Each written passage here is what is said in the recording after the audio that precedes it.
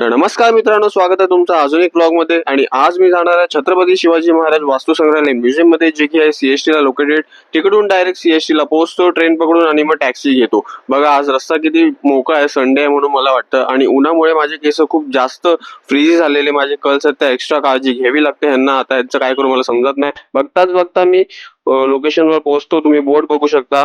आतमध्ये एंट्री केल्यावर just left साइडला तुम्हाला तिकीट काउंटर भेटेल आणि समोरच तुम्हाला महाराजांचा फोटो देखील बघायला भेटेल। सुंदर असा हा फोटो आहे।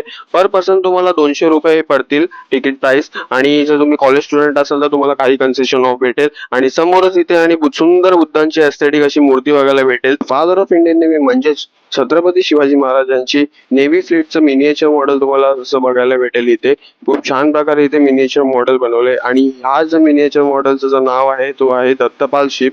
दत्तपाल शिप नावाची अजून एक नेव्ही फ्लीट बॅटल शिप होती आपल्या मराठ्यांच्या नेव्ही फ्लीट मध्ये। आणि ह्या शिपची खासियत ही होती की ही सर्वात मोठी आणि घातक नेव्ही शिप होती। आणि जे छोटे शिप होते महाराजांच्या फ्लीट मध्ये ते पण तुम्हाला त्यांचं पण मिनिएचर मॉडेल तुम्हाला इथे बघायला भेटेल। हे दिसतात छोटे पण आहेत खूप प्रिसाइज। आणि नेक्स्ट आपल्याला इथे मराठ्यांचे वेपन कलेक्शन बघायला भेटतात। त्या काही कसे आणि कसे दिसणारे वेपन्स होते आणि कसे यूज करायचे त्या सर्व आपल्याला डिटेल मध्ये बघायला भेटेल।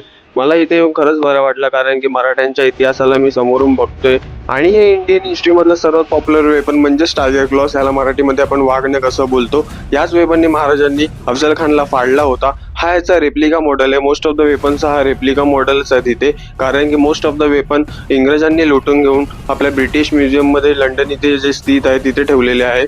रिसेंटली महाराष्ट्र गव्हर्नमेंटने युके गव्हर्नमेंटची बोलणी करत 3 इयर्सच्या कॉन्ट्रॅक्टवर वाघनख वापस महाराष्ट्रात आणले आहेत आणि ते साताऱ्याच्या एका म्युझियम मध्ये ठेवले आहेत। जर तुम्हाला ओरिजिनल वाघनख बघायचा असेल तर तुम्ही तिकडे जाऊन व्हिजिट करून बघू शकता।